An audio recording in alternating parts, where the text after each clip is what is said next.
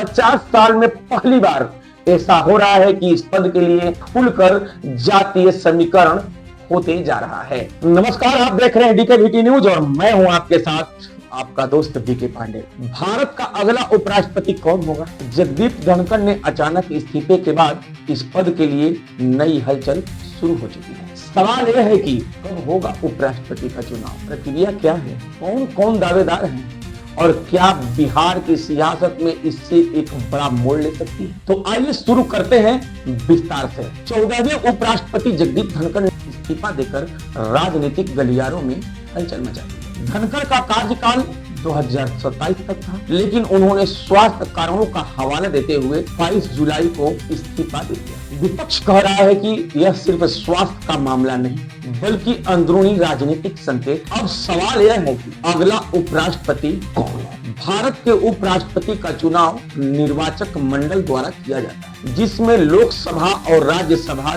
दोनों सदनों के कुल 788 यानी 788 सांसद शामिल होते हैं। यह चुनाव गुप्त मतदान के जरिए होता है और इसमें प्रो राटा वोटिंग सिस्टम यानी सिंगल ट्रांसफरेबल वोट प्रणाली लागू होती है। चुनाव आयोग के मुताबिक चुनाव की घोषणा 1 अगस्त तक हो सकती है। वोटिंग अगस्त के अंतिम सप्ताह तक संभावित है। एनडीए इस बार चुप नहीं करना चाहता।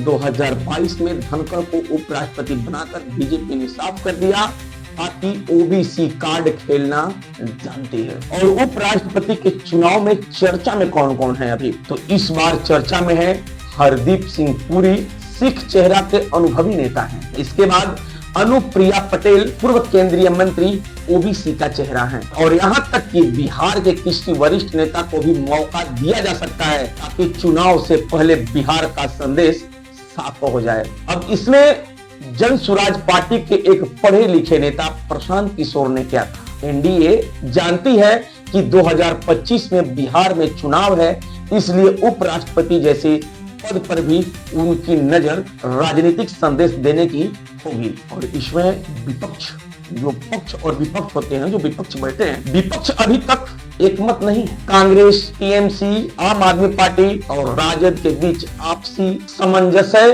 की कमी दिखाई दे रही है, क्योंकि असमंजस जो है इसमें पूरी बरकरार है। अभी तक के लोग मिल करके काम नहीं कर रहे हैं। यह जो आपसी रंजिश है अभी बरकरार है। हालांकि आरजेडी ने सीधे एनडीए पर हमला बोलते हुए कहा उपराष्ट्रपति का पद संवैधानिक है, लेकिन बीजेपी इसे भी चुनावी हथियार बना रही है। 50 साल में पहली बार ऐसा हो रहा है कि इस पद के लिए खुलकर जातीय समीकरण होते जा रहा है। अब इसमें तेजस्वी यादव ने कहा जनता देख रही है कैसे हर पद को राजनीतिक मोहरे की तरह इस्तेमाल किया जा रहा है।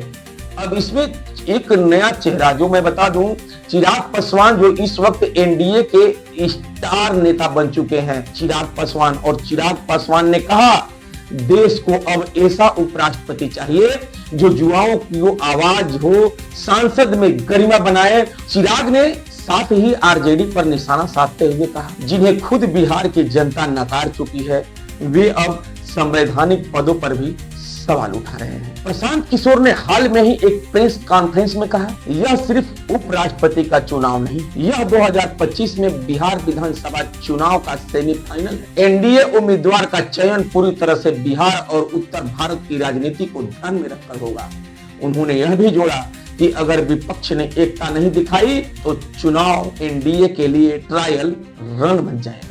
हमने बात की उत्तर प्रदेश के नागरिकों से और बिहार के नागरिकों से। पटना के राजेश कुमार कहते हैं उपराष्ट्रपति कौन बनेगा इस अब आम जनता के लिए भी मुद्दा है, क्योंकि हर चीज का असर राज्य की राजनीति पर पड़ता है। मुजफ्फरपुर के निशा देवी कहती हैं, एक समाजसेवी है, अगर कोई बिहार का हो और सच्चे अर्थों में देश की प्रतिनिधि हो तो अच्छा रहेगा, जाति से फर्क नहीं पड़ता।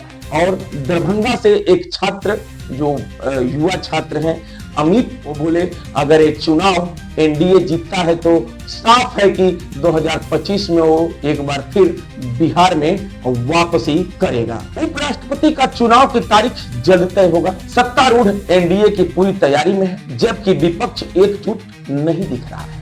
बिहार की राजनीति इस चुनाव में बार बार घूम करके सामने आ रही है, चाहे वो जातीय समीकरण हो या 2025 के विधानसभा चुनाव का ट्रेलर। अब देखना है कि कौन बनेगा भारत का अगला उपराष्ट्रपति।